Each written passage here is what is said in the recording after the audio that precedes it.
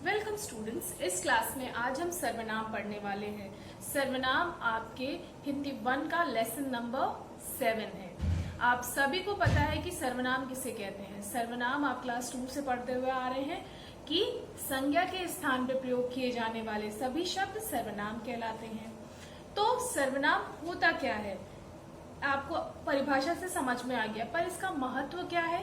सर्वनाम का महत्व ये है कि सर्वनाम भाषा को सुंदर बनाते हैं, संक्षिप्त बनाते हैं। आप खुद सोचिए, अगर हम कहें कि राम, जैसे फॉर एग्जाम्पल राम सिनेमा देखने गया, राम ये करने गया, राम वो करने गया, तो हम बार बार राम रिपीट कर रहे हैं। तो उससे क्या होता है कि एक तो सेंटेंसेस भी बड़े होते चले जाते हैं, प्लस वो सुनने में भी अच्छे नहीं लगते। और सर्वनाम क्या करता है, इसी को सही करता है। जैसे राम सिनेमा गया, वह आज यहाँ जाएगा, तो अभी क्या होगी, भाषा संक्षिप्त होगी, सेंटेंस भी छोटा होगा, प्लस सुनने में भी अच्छा लगेगा, देखने में भी अच्छा लगेगा। तो सर्वनाम जो है संज्ञा के स्थान पर प्रयोग किए जाने वाले शब्द हैं जो भाषा को संक्षिप्तता एवं सौंदर्य प्रदान करते हैं।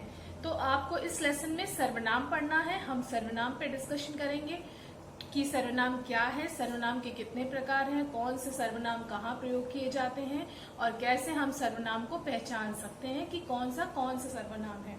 तो इस तरह की चीजें हम इसमें डिस्कस करेंगे। तो आइए स्टार्ट करते हैं अपना लेसन सर्वनाम के साथ। और एक चीज और, सर्वनाम की डेफिनेशन आपको एकदम अच्छे से याद है, पर फिर भी आप बुक की डेफिनेशन अच्छे से पढ़िएगा और उसके प्रकारों को भी देखिएगा। वैसे हम यहाँ डिस्कस करेंगे उसे, लेकिन फिर भी आप अच्छे से उसको याद करिएगा और साथ में उसके अच्छे से एग्जाम्पल्स भी याद करिएगा।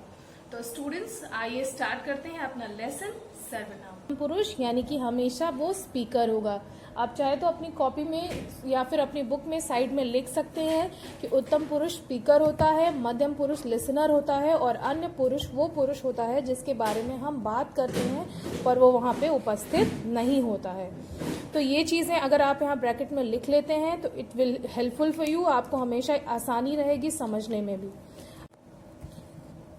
अब निश्चयवाचक सर्वनाम हमको पढ़ना है। सेकंड सर्वनाम है जो, वो है कि जो सर्वनाम शब्द किसी निकट या पास या दूर किस व्यक्ति या वस्तु का निश्चित बोध कराते हैं उसे हम निश्चयवाचक सर्वनाम कहते हैं। इसे संकेतवाचक सर्वनाम भी कहा जाता है। इसलिए कहा जाता है क्योंकि हम जिस चीज़ के बारे में बात कर रहे होते हैं उस चीज़ के बारे में कंफर्म होते हैं। निश्चितता हमको बराबर पता होती है कि ये चीज़ निश्चित है। जैसे कि यह मेरा मोबाइल है, आपको ये बात पूरी तरीके से पता है कि ये जो मोबाइल फ़ोन है वह मेरा है, तो इसलिए यहाँ पे ये श्योरली बता रहा है कि यह मेरा मोबाइल फ़ोन है। वह विद्यालय है, ये निश्चित है कि वह विद्यालय है, उसे इस बात में कोई भी असमंजस नहीं है या किसी प्रकार की अनिश्चितता नहीं है, इसलिए वो बता रहा है कि वह विद्यालय है। ये मेरे नाना जी हैं, इसमें भी वो कंफर्म है, क्लियर है कि ये नाना जी उसके हैं। इसलिए ये सभी शब्द क्या है, निश्चयवाचक सर्वनाम है, जहां पर निश्चितता का बोध है, यानी कि वो ऑब्जेक्ट कंफर्म है कि वो वही ऑब्जेक्ट है जिसके बारे में हम बात कर रहे हैं, हमें उसके बारे में अश्योर हैं कि वो वही ऑब्जेक्ट है। इसलिए हम यहाँ पर क्या कहते हैं, ऐसे सर्वनाम को निश्चयवाचक सर्वनाम कहते हैं। अब आइए सर्वनाम नंबर 3 जो है आपका अनिश्चयवाचक सर्वनाम।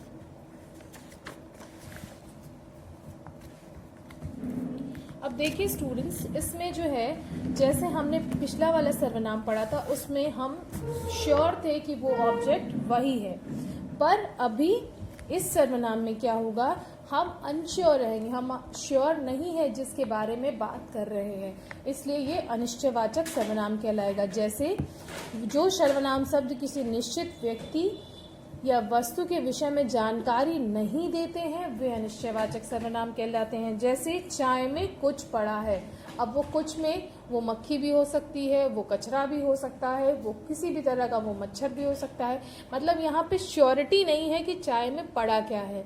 इसलिए यहाँ पे जब हम श्योर नहीं है तो हम जिस सर्वनाम का प्रयोग करेंगे वो होगा अनिश्चयवाचक सर्वनाम।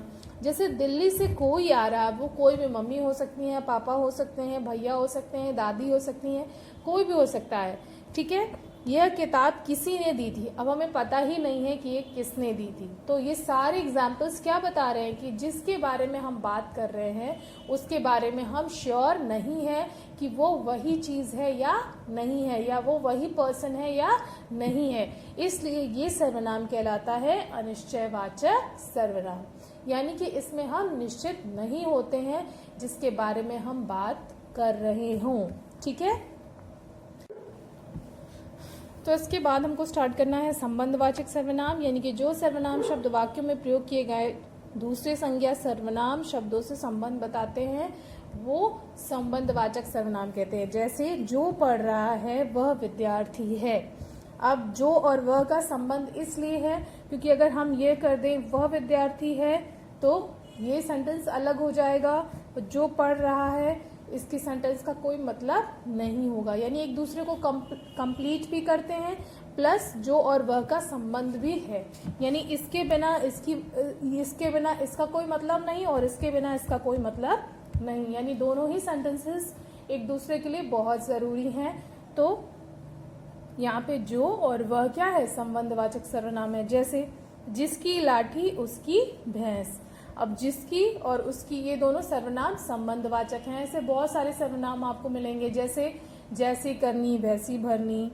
ठीक है, जैसा कह सकते हैं, जैसा वैसा, फिर जो सो। ये बहुत सारे ऐसे सर्वनाम हैं जो प्रयोग किए जाते हैं संबंध बताने के लिए।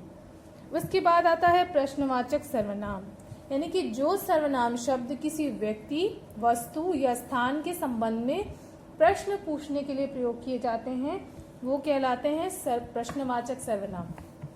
जैसे आप क्या कर रहे हैं, ठीक है, देखो बाहर कौन आया है, यह भिक्षा किसको दे रहे हो। यहाँ पे सारे शब्द ऐसे हैं जो क्या करते हैं, प्रश्न पूछने का कार्य करते हैं। जैसे आप क्या कर रहे हैं, तो अगर वो प्रश्न के बदले उत्तर देंगे तो क्या के बदले वो बताएंगे कि वो जो कर रहे हैं। देखो बाहर कौन आया है, इस कौन के बदले हमको आंसर मिलेगा। यह भिक्षा किसको दे रहे हो, इसके बदले किसको का भी हमको आंसर मिलेगा। तो कहने का मतलब ये है कि वाक्य में पूछे जाने वाली प्रश्न को जो शब्द क्या करते हैं, प्रेजेंट करते हैं, वो आपके प्रश्नवाचक सर्वनाम कहलाते हैं। जैसे क्या, कौन और किसको। तो वाक्य में जो प्रश्न करने का कार्य करते हैं जो शब्द, वो सभी शब्द प्रश्नवाचक सर्वनाम कहलाते हैं। जैसे क्या, कौन और किसको। ऐसे और भी बहुत सारे शब्द हैं जो प्रश्नवाचक सर्वनाम के विषय में बताते हैं। अब अंतिम और सबसे लास्ट वाला सर्वनाम है निजवाचक सर्वनाम, यानी कि जो सर्वनाम शब्द स्वयं के लिए प्रयोग किए जाते हैं उसे हम निजवाचक सर्वनाम कहते हैं। जैसे जो हम खुद के लिए प्रयोग किए जाते हैं, जैसे कि स्वयं के लिए प्रयोग करने के लिए हम कहते हैं ना, यह मेरी वस्तु है, कहते हैं ना। फिर ये तुम अपने आप चले जाओ, जैसे यहाँ पे कुछ एग्जाम्पल्स भी दिए हुए हैं। तुम अपने आप चले जाओ, तुम अपने आप चले जाओ, हमें अपना काम स्वयं करना चाहिए, वह खुद आया था, यानी कि स्वयं, खुद, अपने आप, ये सभी शब्द क्या हैं, निजवाचक सर्वनाम हैं।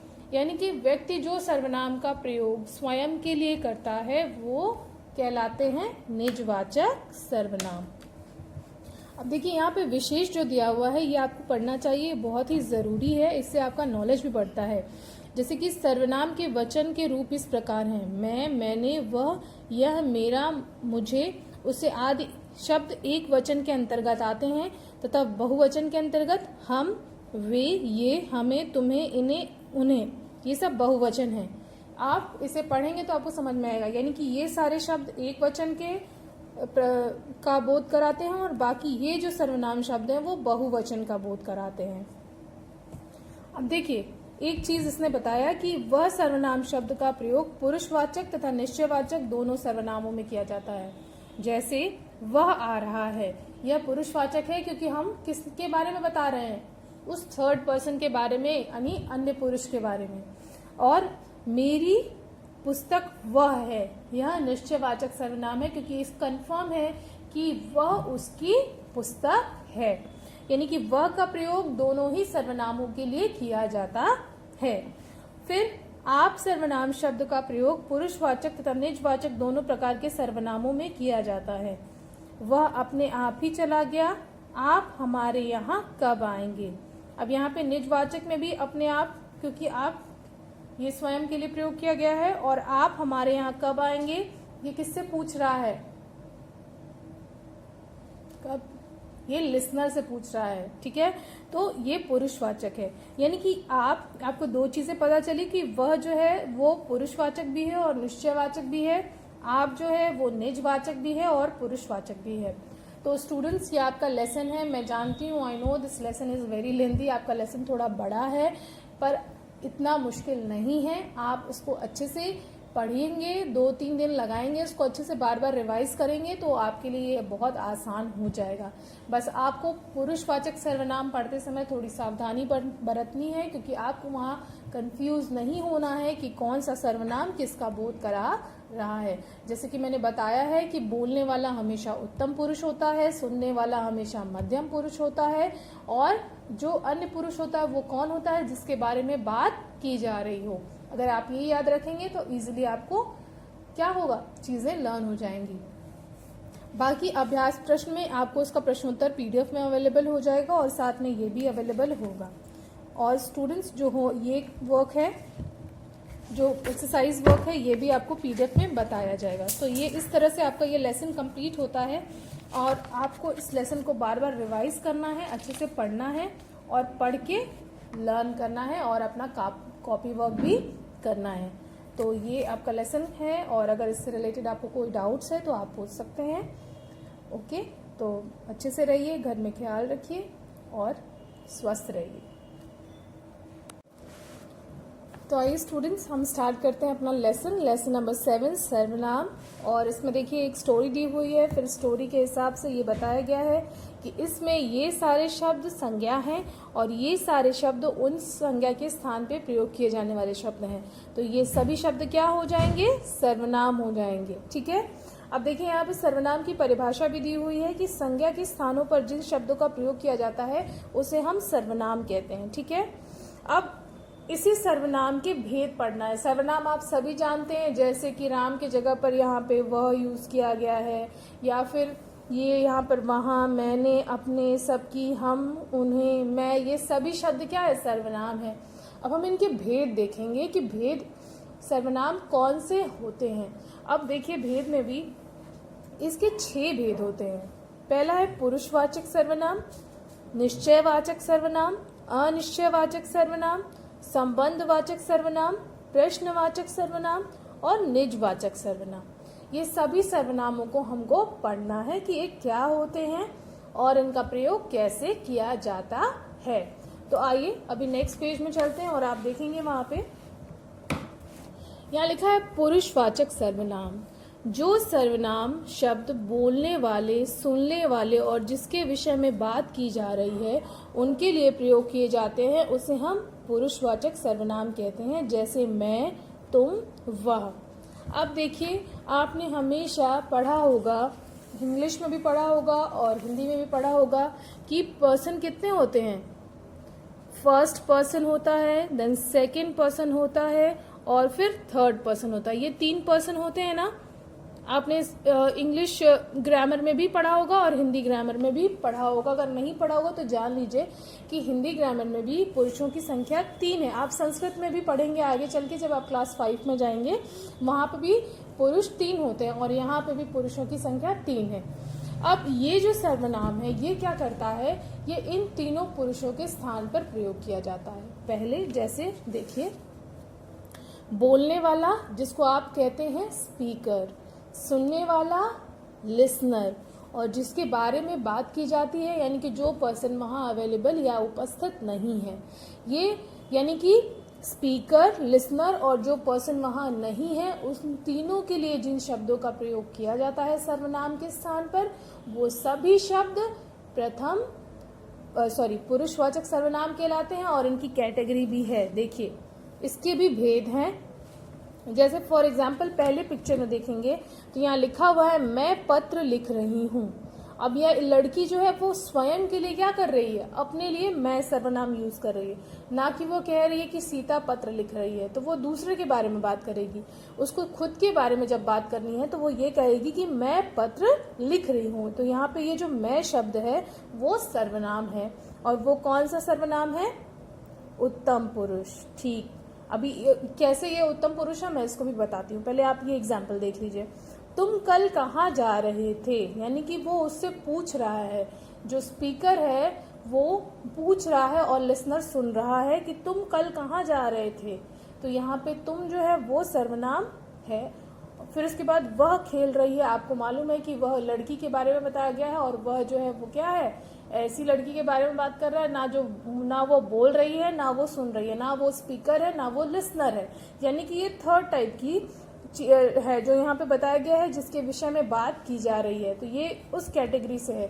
तो यहाँ पे भी वह सर्वनाम है। अब देखिए, उत्तम पुरुष, मैं पढ़ रही हूँ, मैंने चित्र पूरा कर लिया, हम आइसक्रीम खाएंगे।